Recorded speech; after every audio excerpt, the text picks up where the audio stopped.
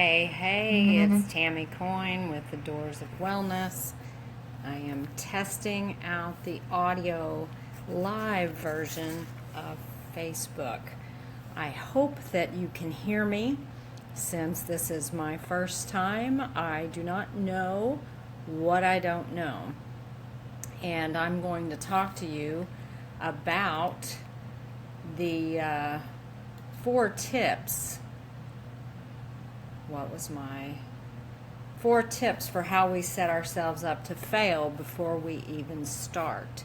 So that's funny since this is my first time to do Facebook audio, and I think the universe is ironic in how things work out. So the topic came to me in thinking about humans and what we do when we decide that we want to make a change in our life. We often go into it with I'll use a term, balls to the wall. And, it's kind of like, okay, I've been wanting to make this change and I'm going to just go reckless abandon without much of a thought other than that. That's one way that we go into change. So I'm going to go ahead and dive right into my 4 tips for how we set ourselves up to fail before we even start. Let's say that tip number 1, we listen to others and begin the change for the wrong reasons. As a holistic practitioner, I often don't use the word wrong. Because often wrong is just simply,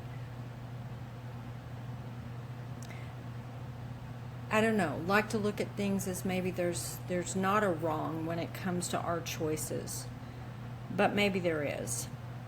In this case, what I mean is, let's say you are someone who has an addiction, or you're someone who is in a unhealthy relationship, or you're overweight, or whatever the case may be.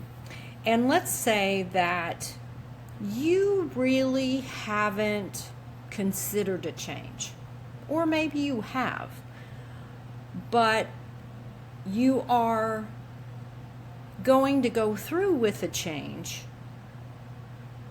because someone else suggested it, recommended it, forced it upon you. Well, I can tell you with strong certainty that you will fail in this instance. It's just a question of when. When we have a habit or a behavior that is a way that we cope, and for most of us that's what a lot of these things are. They have become coping skills. And if we decide to quit based on someone else's recommendation, oftentimes they're jumping up and down, screaming, or whatever the case may be, we're not ready. That's that place where a person might say they want to quit. In other words, they don't really want to quit. They wish they did. They want to, but they really don't. Does that make sense? So my first tip on how we set ourselves up to fail before we even start is by making the choice to change based on someone else's idea of what we should, and I'm going to put should in quotes. You ever hear that we should on ourselves? It's a, funny play on the word shit on ourselves. Should can get us in a lot of trouble. The second tip I have is we don't know what we don't know, and we fear the unknown. So in other words, let's say I'll use an example from my own life, and this wasn't really my issue, but a lot of people have this issue. Smokers. I hear it with smokers a lot. I don't want to quit smoking because I'm going to gain weight. So they have a fear that they're going to gain weight, so they would rather continue to smoke than gain weight. If people hear my story, they might learn that I was a 2.5 pack a day of Marlboro Reds in a box smoker, and I loved a Lucky Strike every chance I could get. I will tell you that it never occurred to me that I would gain weight because it never occurred to me to quit smoking. I didn't want to quit smoking. Smoking was my love. It was my friend. It was my companion. It was my security blanket. It was my coping skill. If you've never been a smoker, that may be difficult to understand. If you have been a smoker or you are a smoker now, you may resonate with that. I had no desire to quit smoking ever. Did I know I needed to? Yes. Did I want to? No. However, I was given a choice by a doctor. I was diagnosed with emphysema at 38 years old and told I wouldn't see 50 if I didn't quit.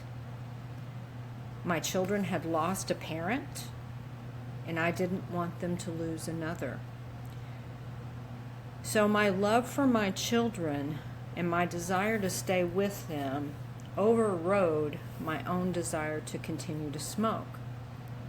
However, we revert back to number one. I had to listen to another, in this case, to make my choice to quit. Did I quit and did I stay quit? Yes. Was it successful? Well, it was successful in that I quit smoking. However, I gained 150 pounds in about less than a year. The deal is I didn't have the right tools. Even though I had the right tools to quit smoking, I created another storm in my life. And my fear of quitting smoking was I was going to lose my friend. I was going to lose my companion. I didn't know what was on the other side of that. Now, all things considered, I've now been quit for almost 15 years. It was a great decision. However, I had to go through some failures around it because of some of these other tips that I'm getting ready to go into. So tip number 2 is we don't know what we don't know, and we fear the unknown. So tip number 3, we're unprepared for the change during and after. What I mean by that is, let's say you are ready to go on your next best diet, woohoo, or a detox. Detox is a big thing. So yes, I'm going to go on a detox. And you decide that you are going to go on this detox, but you do not prepare. You do not prepare for what's going to happen when you get hungry. You do not prepare for the fact that you're going to need to have some ingredients ahead of time. going back to smoking, I needed to recognize when I smoked. I needed to recognize how was I going to handle it when I no longer had a cigarette. What would I do in those instances when I normally smoke? What would I do if I'm doing a detox in those instances where I would normally eat, or I would normally drink, or I would normally, whatever my normal subconscious routine is that has been associated with this particular habit that I want to change. There is preparation involved. Sometimes people dive right into these major life changes without being prepared.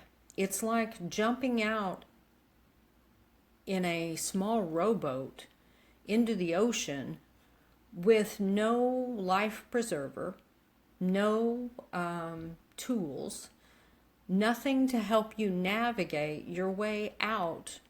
Or maybe you get out, but you don't have a way to navigate your way back in.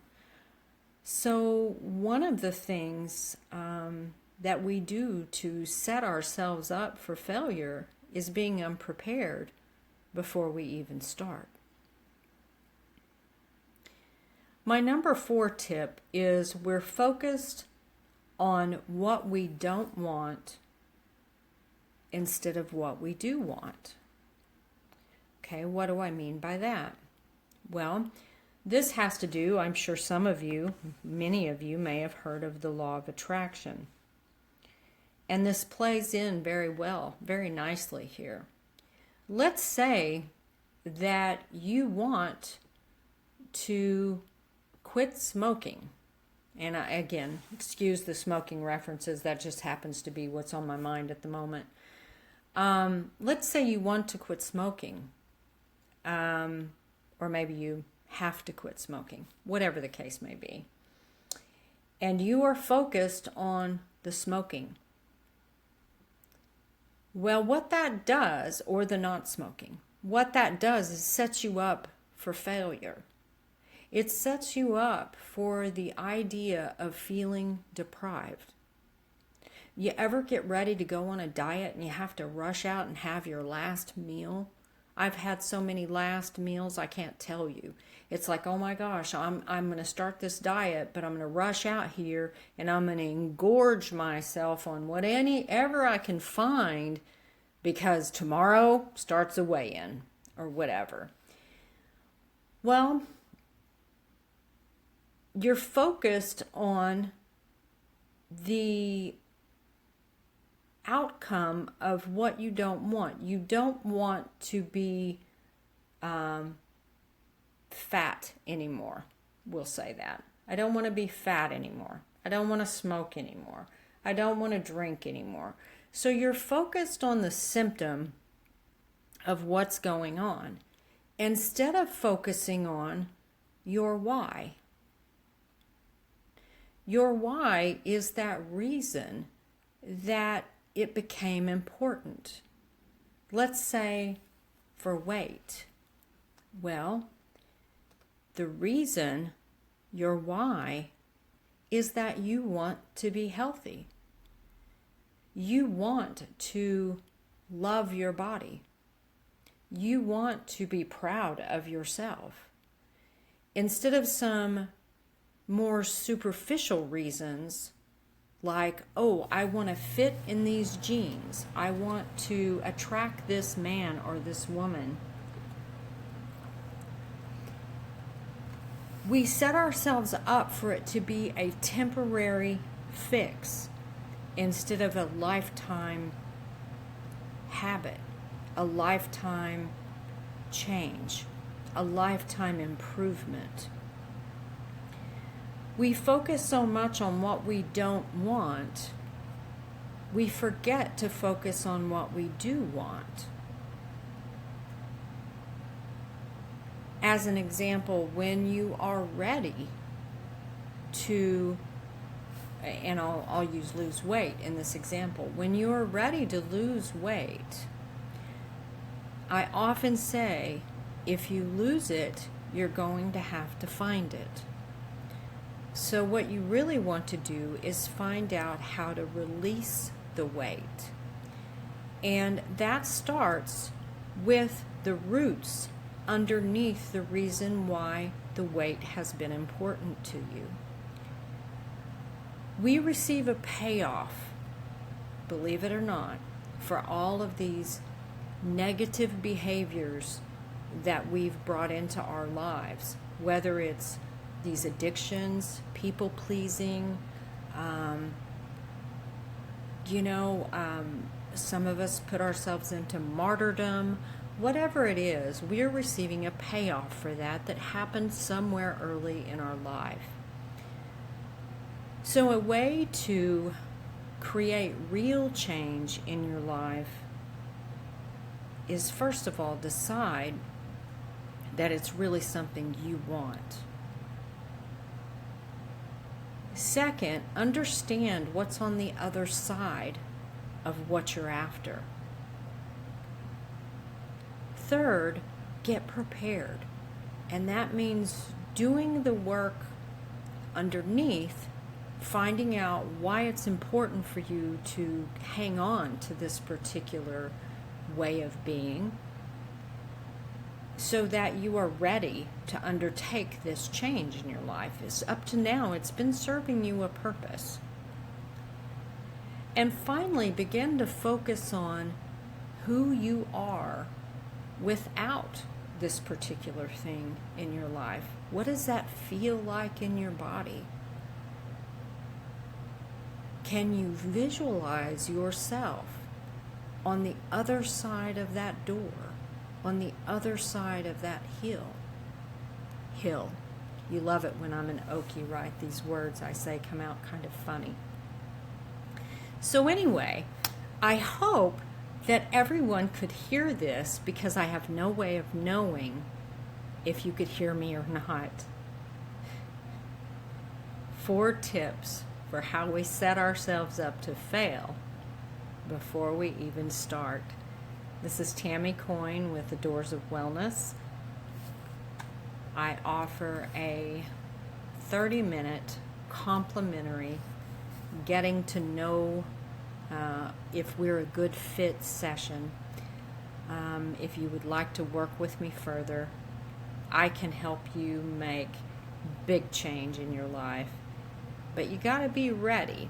I am someone who will hear you and support you in a way that you may have never felt before in your life. We will get you through it.